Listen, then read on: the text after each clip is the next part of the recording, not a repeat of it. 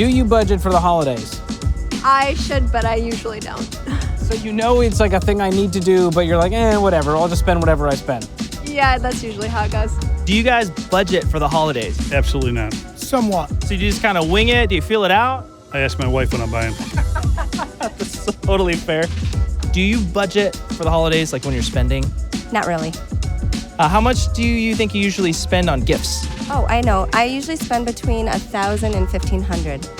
For holiday spending, what do you think you spend on gifts? Between everybody, I try to keep it simple, close to 1,000. Do you spend any extra around Black Friday? I usually end up buying more for myself on Black Friday than I do for others. Did you guys overspend last year? I always overspend. In my mind. Just so generous. I'm going to say yes, but only by a little, I think. I didn't know until about the end of January until I saw the credit card statement. Ooh, always comes back to get you. Do you feel any pressure to buy for family or friends around the holidays? Yes, I do. I spend Christmas with my whole family. Is there like a conversation that's like, hey, here's what we're doing for Christmas. Everyone's going to get each other one gift, or is it kind of a free-for-all?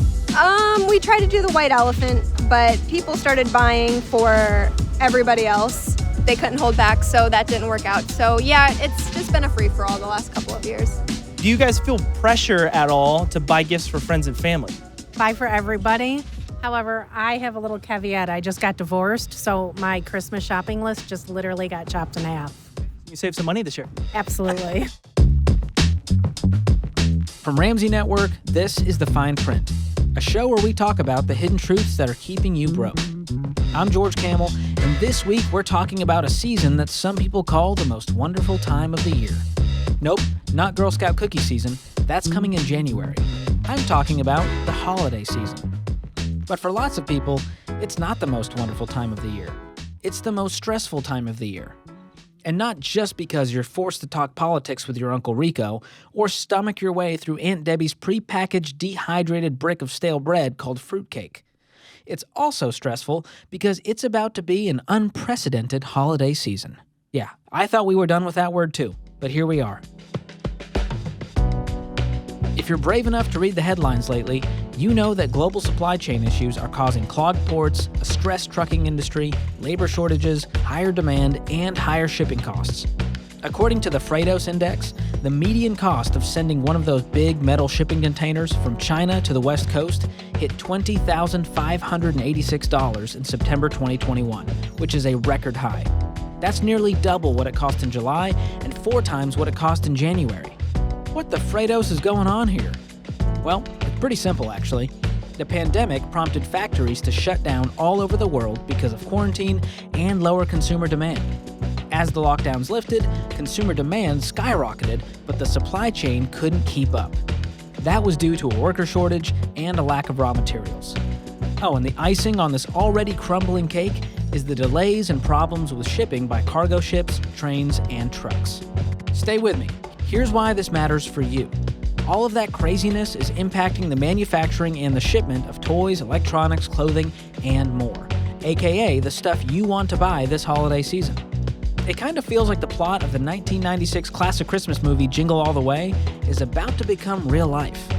Let me remind you of how awesome this movie was. It's Arnold Schwarzenegger and Sinbad battling to find a sold-out Turbo Man action figure on Christmas Eve. And let me tell you, chaos ensues. And speaking of chaos, at the time of this recording, Goldman Sachs reported that 77 ships carrying $24 billion worth of goods are stuck outside the Port of Los Angeles and Port of Long Beach. And here's the craziest part. About 40% of all U.S. imports enter through these 2 ports. That's a $24 billion bottleneck. And Goldman Sachs estimates that the time it takes for a ship to make it through the port has now tripled. All right, enough port talk. Here's what that means for you. Retailers have a strong hunch that there's going to be a shortage of goods and higher than normal prices this holiday season. What type of goods, you ask? Well, according to Wirecutter, this could impact batteries, TVs, gaming consoles, laptops, cell phones, bicycles, books, stand mixers, and cordless vacuums. No, not cordless vacuums. I'd rather have a lump of coal than a corded vacuum under my tree. Basically, all the things you want might be real expensive and hard to get. What all this could lead to is overspending like we've never seen before. According to Ramsey Solutions' Q3 State of Personal Finance study, individual consumers intend to spend an average of $641 on gifts and other holiday items in 2021. The study also found that 29% of people will not save for Christmas beforehand. So what do these intentions and a lack of saving all add up to? Well, the National Retail Federation found that consumers collectively spent $790 billion on gifts and other purchases in the last 2 months of 2020. That's almost 4 times the net worth of Jeff Bezos. With $790 billion being spent on the holidays, surely people have $790 billion to spend, right? Wrong. MagnifyMoney.com reports that roughly 33% of Americans went into the red during the 2020 holiday season, with the average borrower racking up almost $1,400 in debt. So if you're tracking with me, our Ramsey study found that about 1/3 of people will not save for Christmas, and this Magnify Money study found that 1/3 of people went into debt over holiday spending. Coincidence? I think not. And listen, no one is immune to overspending, not even our fans. We polled more than 12,000 of our YouTube audience and asked them if they overspend during the holiday season, and a whopping 53% of them said yes. Overspending is just one bad ingredient in this holiday season fruitcake. In light of the supply chain issues and increasingly aggressive retail strategies, the holiday shopping season has also gotten much, much longer. It used to kick off the day after Thanksgiving on Black Friday. But now, according to MasterCard's 2021 Spending Pulse research, the holiday sales cycle starts about 75 days before Christmas. That means the candy canes are right there next to the candy corn, and pumpkin spice lattes are now having to compete with peppermint mochas. I know. Is nothing sacred anymore? It's all so very confusing. So in today's episode, we'll unpack how the supply chain and company strategies could affect your wallet and your brain, and how to protect both during this wonky holiday season. To get to the bottom of what's going on in the retail world, I had a conversation with Steve Sadove. He currently serves as a senior advisor at MasterCard and formerly served as the chairman and CEO of Saks Incorporated. Yep, that Saks. Fifth Avenue Saks, high-end retail Saks. Steve knows his stuff when it comes to consumer behavior and holiday retail strategy. So I asked him what you can do as a consumer to make sure you have a happy holiday. To keep things moving here, let me sum up our conversation. Steve said that due to supply chain issues and how long it's taking to get things, people need to get an extra early start to their holiday shopping. On top of that, low inventory means you may want to have a plan B and C in case you can't get the exact gifts you want. And when it comes to deals and savings, he said you shouldn't expect a lot of hot deals like you've seen in years past. Retailers aren't all that desperate to give out deals this year thanks to limited inventory and way too much demand. And MasterCard's research shows that anticipated holiday sales are going to be massive this year, with luxury retail seeing 92% growth and jewelry items seeing 60% growth compared to last year's season. Basically, it's extra expensive to be bougie this year. So shop early, have some alternatives in mind, and don't plan on big savings. All thanks to product scarcity. Thanks, global supply chain and labor shortages. Retailers are very much aware of all of this and might be using it to their advantage this holiday season. And with the advent of online retail and same-day delivery, the competition for your money is more fierce than ever. And retailers are using a mix of timeless tactics and high-tech strategy to get you to buy. Now hear me say that selling is not a bad thing and marketing is not an evil thing. But you've got to understand the often subtle tricks of the trade that prey upon your emotions and cause you to spend more money than you planned to, which can add stress to the season and debt to your financial life. To help you avoid getting sucked into a vortex of spending, I sat down with Dr. Kelly Goldsmith. She's a behavioral scientist, professor of marketing at Vanderbilt University, and has a PhD from Yale. If you weren't impressed enough already, she was also a contestant on the TV show Survivor. I couldn't hope for a better person to talk to about surviving, pun very much intended, some of the traps that retailers will be trying to set for us this holiday season. This is going to be a good time because you are a behavioral scientist. This is from the bio, but I just love the way it's worded, who examines people's responses to goals and threats, uncovering and explaining seemingly paradoxical effects. I know. I spent a long time on that sentence. That's a great sentence. Thank you. It sounds good. What are those paradoxical effects? I'm very curious. The first thing that I examined, actually winding it way back to when I was a grad school student, we examined how people responded to uncertainty. And the paradoxical effect was that a lot of times what you'll see with something, when you're getting something good, like you want a sure thing. So if you had a lottery, for example, between you could get $50 for certain, or you could get this lottery ticket where it's either $100 or $0, people go with the $50 for certain. So there's this tried and true fact in the literature that consumers prefer certainty. But then there's this paradox, because if you look at some marketing tactics, what you find is that consumers can actually respond really well to uncertainty. So like the McDonald's Monopoly game, for example, where you don't know what you're going to get. So we did some research trying to dig into when is uncertainty a good thing or a bad thing in terms of getting consumers interested. And we've done the same with scarcity too. That's cool. So when it comes to holiday spending, consumers, they tend to go on a different level mentally and emotionally. We kind of go, well, whatever, it's the holidays and treat yourself and whatever the budget is, who cares? I need to make sure that my people are taken care of and I impress the mother-in-law and I get myself some stuff too. So let's talk about this idea of scarcity marketing that you have really dug into a whole lot with your research. What are the different types of scarcity marketing and what is it? Well, scarcity marketing is a mainstay of the marketer's toolkit that has probably been around since people started selling stuff back in the day. And really, when we look at the common forms of scarcity marketing in today's marketplace, we've got limited time to buy, limited number available, things like that. There's also scarcity on promotions, right? But so limited time to buy, limited number available. Objective scarcity is when we're actually running out of something that we need. So if you think about, I'm just going to give a high-end example, but if you think about Louis Vuitton or Hermes or these companies that we only make 100 of this ridiculously high-end, very expensive handbag, that's objective scarcity. They're not going to make more. If you don't get it now, you're not going to get it later, etc. Then there's what we call subjective scarcity, when you probably can get access to it, but marketers are pulling a lever to make you feel like that access is threatened. And I think about this a lot today with respect to time scarcity promotions. So this like limited time to buy offers, because I'm just trying to think of like with technology products, for example, we often see limited time or limited time on deals.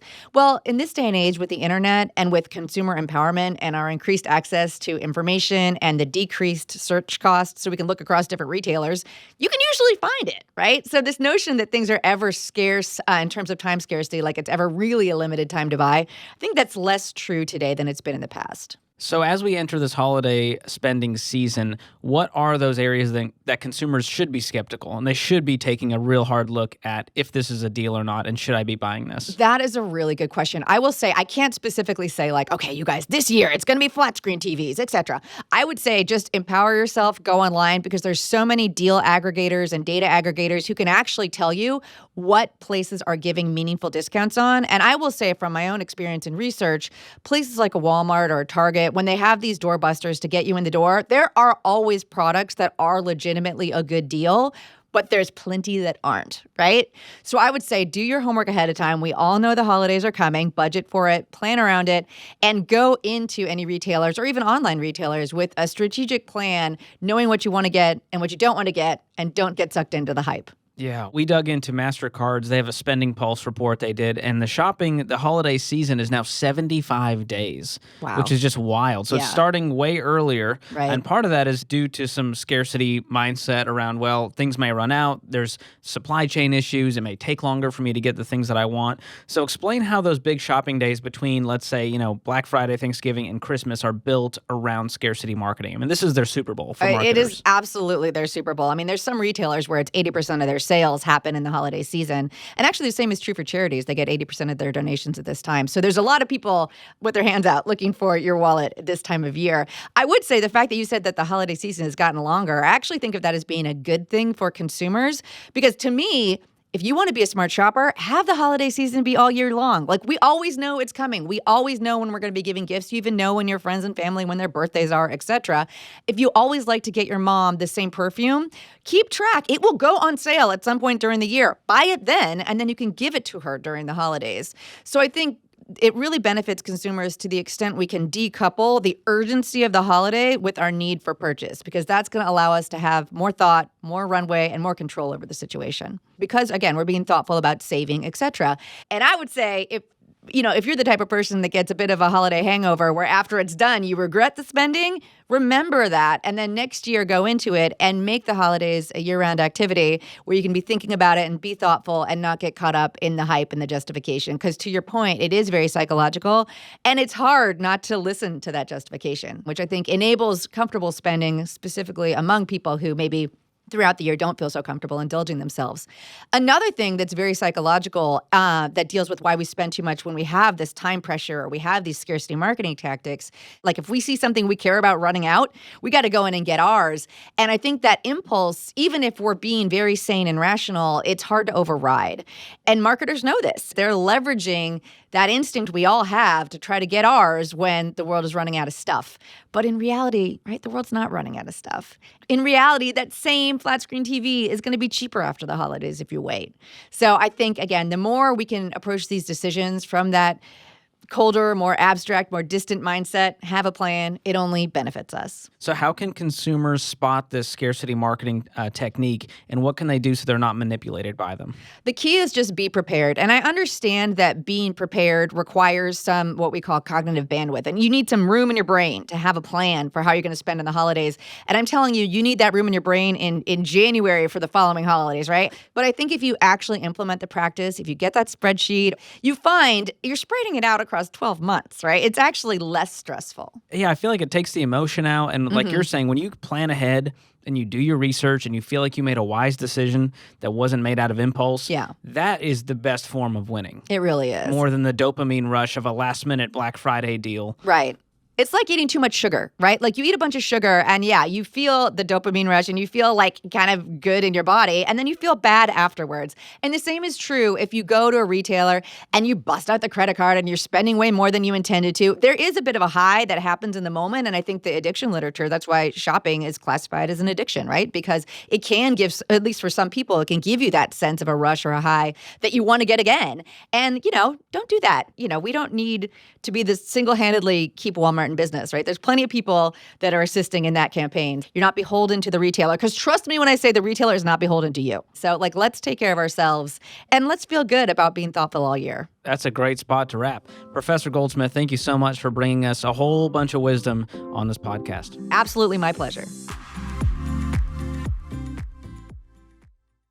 If you want some help sticking to your financial plan this holiday season, I've got you covered.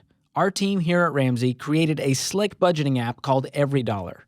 It helps you make it easy to tell your money where to go instead of wondering where it went. You can sign up for free by texting the word fine print 9 to 33789. That's fine print followed by the numeral 9, all one word, to 33789. Or just tap the link in the episode show notes. The holiday struggle is real. Dr. Goldsmith just showed us how all this pressure from marketing campaigns, a scarcity mindset, and overspending can lead to stress and regret. The holiday hangover may not be from eggnog this year, although that much dairy and alcohol can't be helping anything. Instead, the holiday hangover could be from overspending thanks to this supply chain fiasco. If that pressure wasn't enough, making last-minute purchases with inflated prices can be made worse by the expectations our family has on gift giving. That might leave you with a busted budget, or worse, a busted relationship. And I spoke to a listener named Carly who shared a heartbreaking story of how family expectations led her to a bunch of debt and even more heartache. So, take us back to a few years ago. When it came to holiday spending, where was your head at and what were you guys struggling with? We weren't prepared for grown-up life. And our income definitely was just enough. And so the holidays would come, and, I had been used to buying my family presents. My husband, his whole family went all out at Christmas. And so we had this huge list and no money. So we would do our best to get what we could. Every time we would try to come up with a realistic budget, we would be met with a lot of disapproval and disappointment from his family. And eventually we would end up racking up more debt just to try and keep everybody happy. It was always met with this disappointing, but you could have done better One year I had suggested that we draw names, and they were so mad at me because it was just ridiculous that I would suggest we not go all out on gifts, that we scale it back a little bit. So you told the in-laws, hey, we can't spend a lot this Christmas, and they lost their minds over that. It wasn't a good reaction. Like, it took me finally saying, I'm sorry, but no, we can't this year. They were really mad about that. It was, that didn't go over. So this is a different year. So one year you said, hey, we can only do $30, and they were very mad. Mm-hmm. The next year you said, hey, we're not going to do gifts at all. We're just going to do some food, snacks, candy, and just have a good time. Yep. And then that was kind of the breaking point, I guess. I brought it up in September because I knew it was going to be a battle. They really like gifts, whereas we're more minimal. We'd rather have people. And I said, why don't we just do lunch and candies and cookies and games and let the kids play and just relax for a couple hours? Like, why do we need all of this big show? And that didn't go over very well. And they said, well, we have to get them something.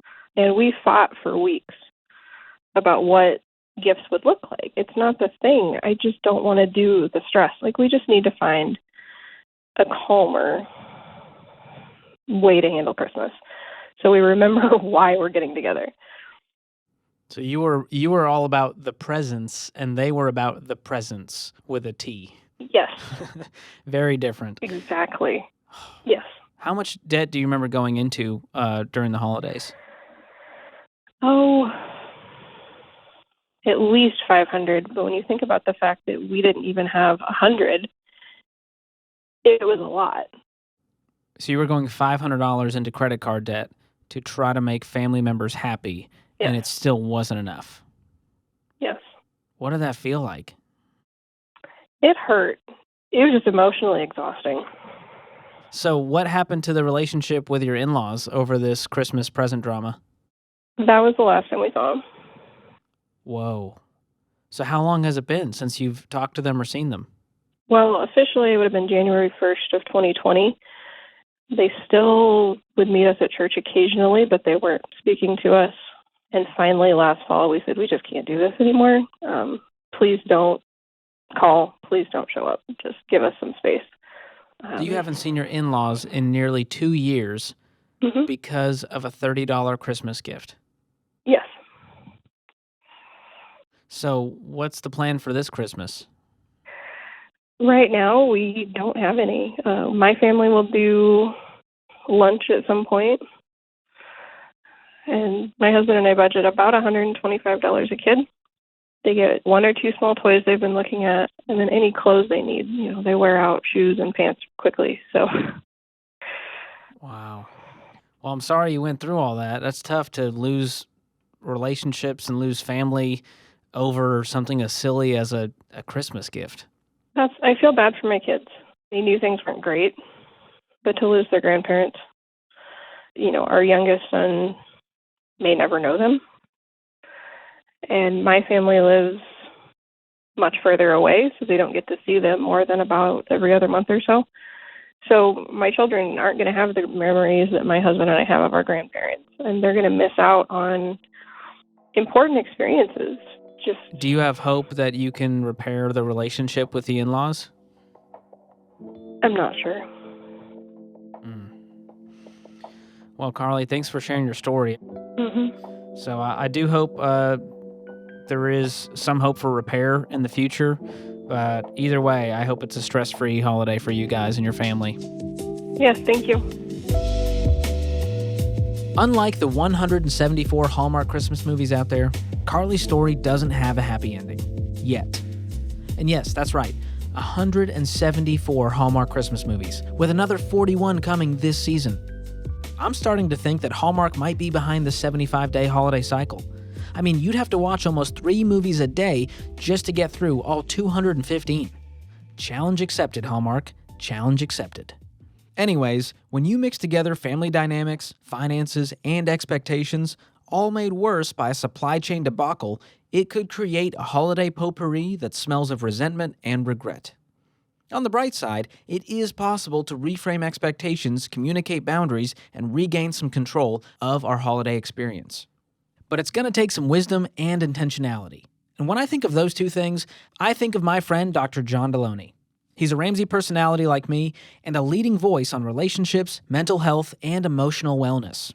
He's also got 2 PhDs, which is 2 more than I have currently. We jumped in the studio for a conversation about what we can do to keep the holidays happy and avoid the all-too-common relational bad blood. Dr. John Deloney, thank you so much for being on. Thanks, man. Thanks for having me. This is an exciting topic, and by exciting, I mean it can be stressful for a lot of people. Holiday spending. It can be exciting in the sense that the dopamine is rushing. It can be exciting because there's a herd of people trying to get through, the doors and the poor internet Amazon clicks. drivers. Oh, man. How do they do it? Tip them well. For real. Can you tip them? I don't know. I actually, in the pandemic, I did. It was kind of a thing. So let's talk about holiday spending. Why do you think we feel so obligated this time of year to make family and friends happy by spending on gifts and parties and all kinds of things?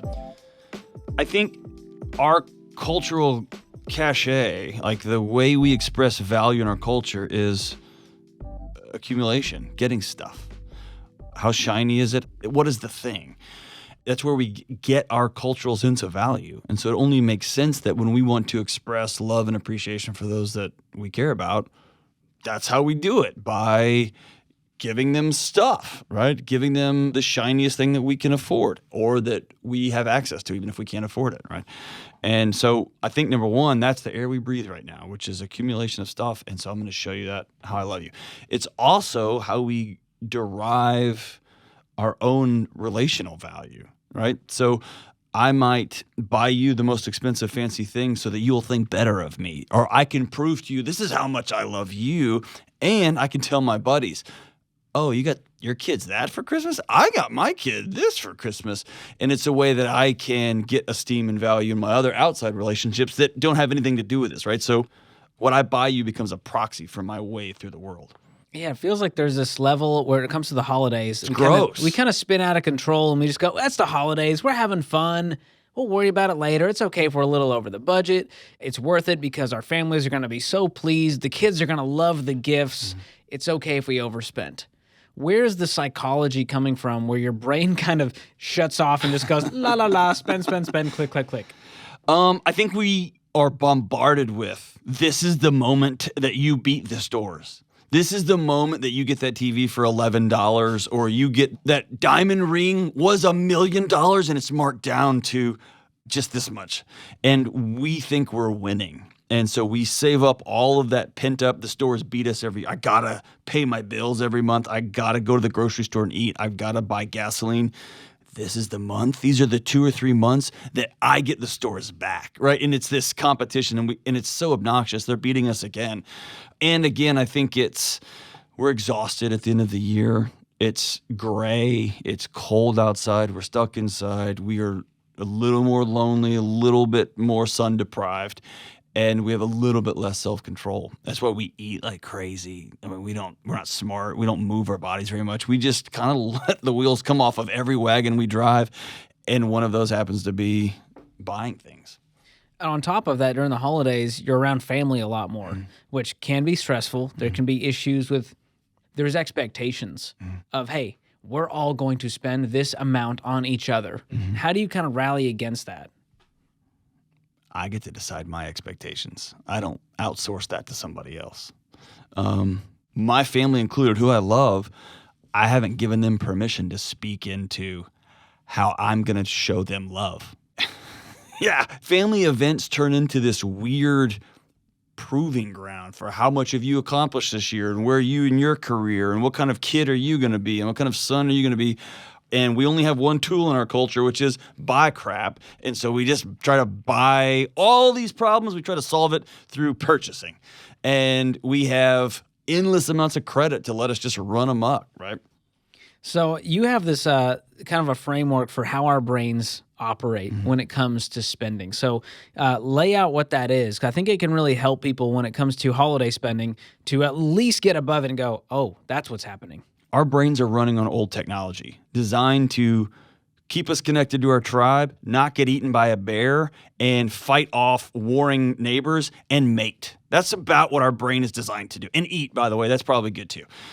All of a sudden, the last 200 years, we've been thrust into lots of clicks and dings and driving 95 miles an hour and emails and texts and TikToks and sales. And now I've got computers, I've got algorithms that know me better than I do, and they know my weaknesses better than I do. And it is able to tap into those very primitive fight or flight responses. Are you safe? Are you alone?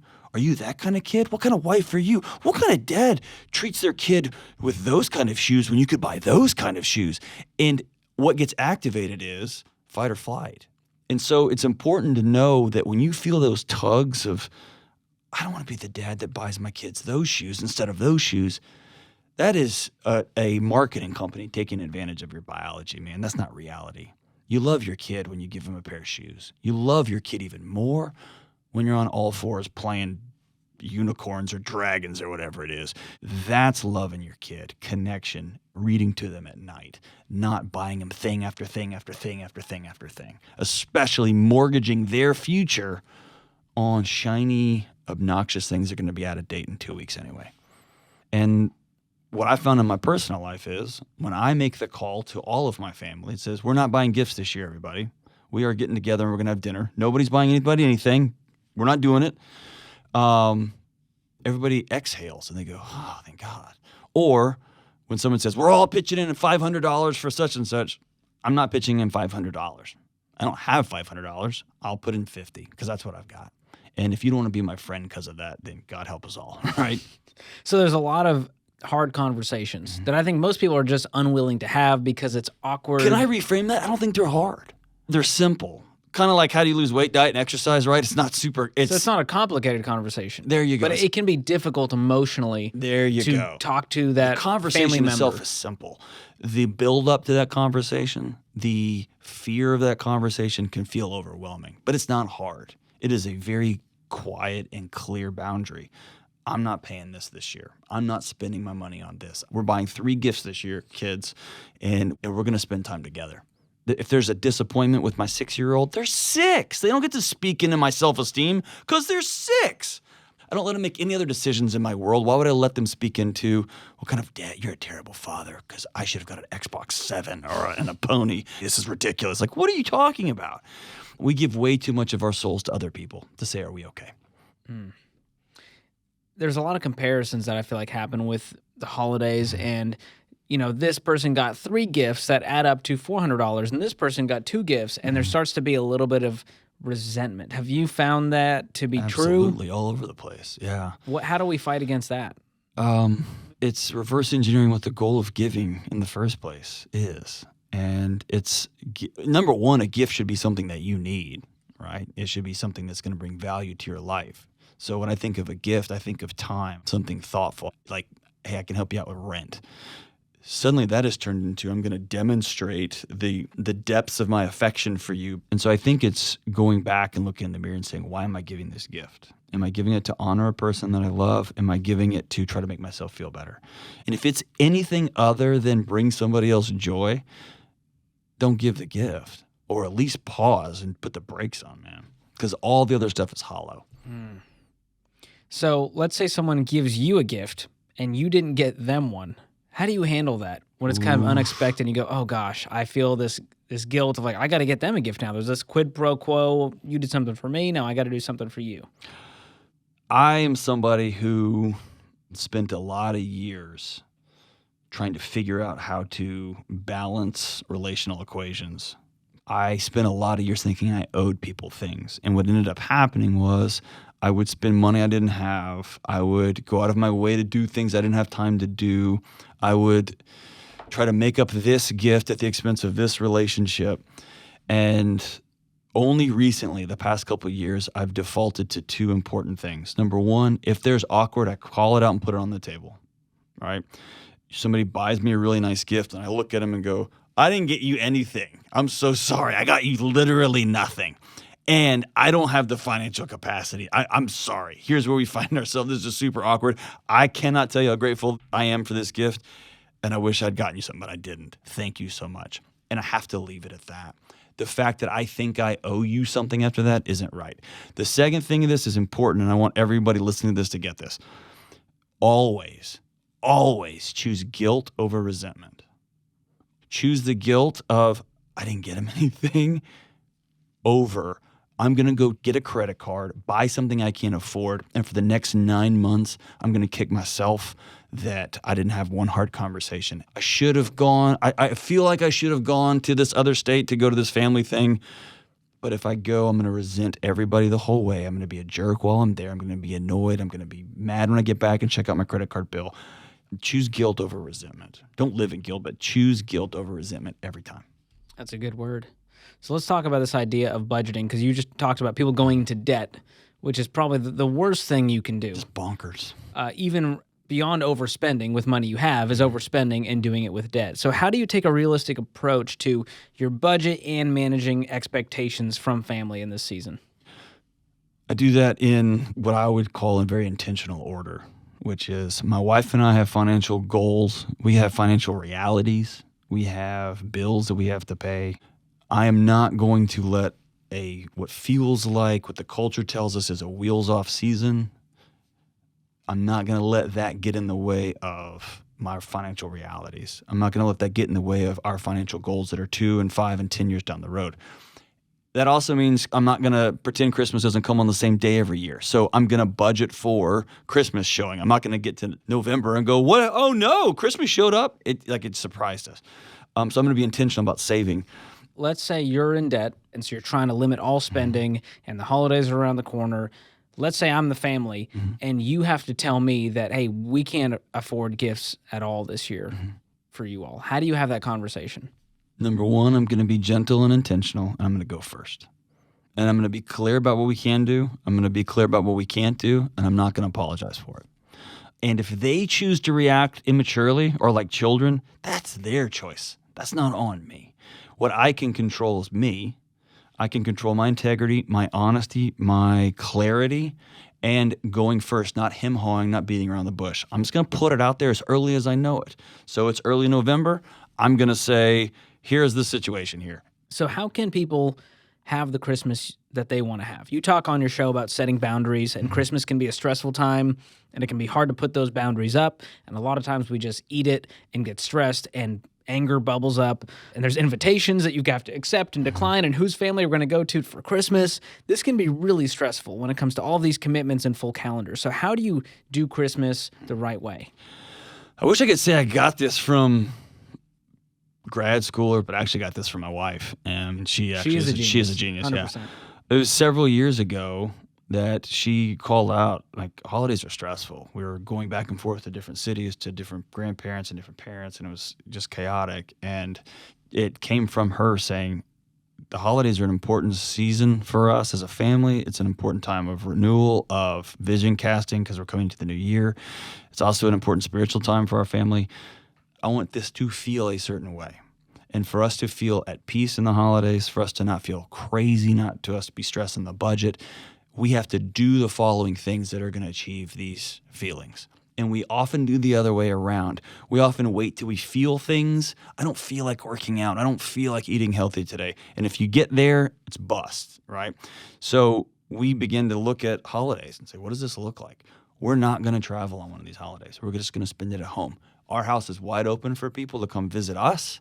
And we just made the declaration, like Michael Scott declaring bankruptcy, right? Like we just declared, we're not traveling. And all of a sudden, we looked up and the world didn't collapse. And now, after 4 or 5 years, it's a family tradition for families to come to our house. And we love it. We now send out, like, here's who's sleeping where, here's who's bringing what. It's clear as can be. It's almost like a strategic plan. We're that clear on it. But we started with the end in mind. Old Stephen Covey. What do we want to feel like on Christmas morning? What do we want to feel like on January 1st? What do we want to feel like on Thanksgiving? And let's do the things, let's have the conversations upstream that are going to get us here. Even last year, we sent out the information. Here are things we are not talking about. We will not talk about this. We will not talk about this. And when it came up, of course it does, we were able to point back, nope, we all said we're not talking about that. We all said we're not bringing a bunch of trash this year because we always eat too much and we feel like garbage. And then so someone's like, hey, let's go get a bunch of junk food. Everyone's like, no, we all agreed. But because we had this email that went around. It was awesome. So it's just somebody calling it out. Yeah, that helps to avoid a lot of that awkwardness, a lot of the stress. And holidays for a lot of people, it can bring a lot of pain. And obviously, your focus is mental health, and there's so much pressure around the holidays, and you start to feel this anxiety around it. So what are some of the best practices for this time of year in regards to our mental health? The number one thing that people skip over is grief. Grieving of a fantasy. I wish that I had in-laws that would just come over and be cool, and I don't. I wish that when we drew this boundary, my mom hadn't thrown a temper tantrum, and she did. I wish my husband or my dad that passed away this past year was here with us, and they're not. I wish I made this much money that would allow us to do these things, and I could only buy 2 gifts for my kids and none for my spouse. We blow over those things, and when we don't sit and grieve those things, they turn into anger or lack of sleep or drink too much or eat too much. We leap into these coping behaviors, and all of us are, by the way. And so it's grieving. It's owning reality versus this fantasy. And we just have this picture of a myth or a picture of a fantasy. It doesn't come true. And instead of sitting in it, we try to just get frustrated over it. Dude, your grandmother's going to be your grandmother. Your mama's going to respond to these boundaries, and you know exactly how she's going to respond. So pretending like you're shocked when she does is the recipe for mental health challenges. Own the reality. Know she's going to throw a temper tantrum. Know she's going to say, I can't believe you don't love me enough to eat my pie when you're just trying to, get healthy. Know that's coming, and then live in that reality, and then don't eat the pie. You know what I mean? Don't eat the pie. Yeah. So give us some final encouragement as we enter this crazy season of holiday spending and budgets are going haywire, and it feels like we can't get full control. We just have to stomach through the holidays, and then we'll figure it out on the other side. So if you have a partner, if you're dating somebody seriously, if you're married to somebody, go to breakfast and go sit on a park bench somewhere. I don't care. Take a yellow pad or a notebook and just write out, what would our dream Christmas look like? And then within the reality of your budget, the reality of your work schedule, the reality of your family situation, not, we have to take the kids to grandparents. No, you don't. No, you don't. You don't have to do anything. Reverse engineer this thing and say, how can we make this a reality? How can we honor our parents? How can we honor our kids? How can we honor our work commitments? But also honor this holiday. And don't let the shopping, don't let the expectations, don't let your buddies, I'm buying my kid this, don't let any of that speak into this. You all get somewhere quiet. And if you're by yourself, what's a Friendsgiving going to look like? What is Christmas, a misfit Christmas? What is it going to look like? And make that happen the reality, not this gap, this grief, this fantasy that's not coming true. Don't let other people put expectations on you that you can't afford, that don't bring you joy, and that don't bring you closer to the people that you love. Man, I feel better already. Dr. D made it clear. You get to decide your expectations and then go about the business of making that happen.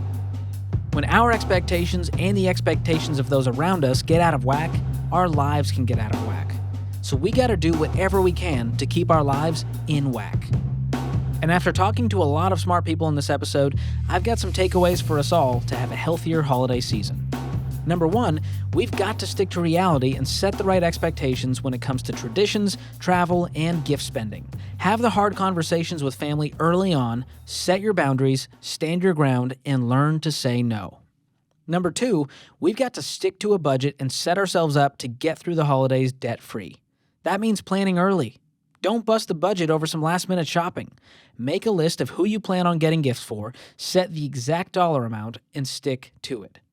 We should go into this holiday season expecting items to cost more because of this supply chain Grinch trying to steal our Christmas joy. So be sure to take those higher prices into consideration when you budget. Do your homework and your research so you'll know where the best deals are and when those deals are happening.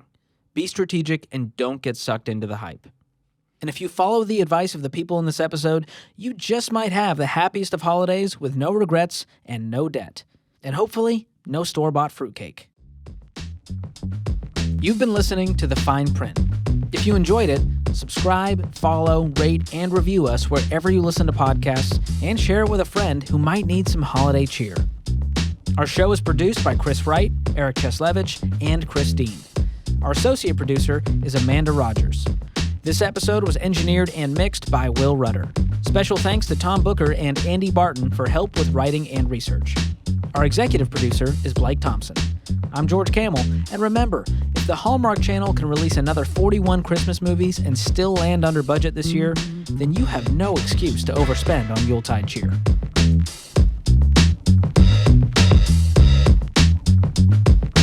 Mm-hmm.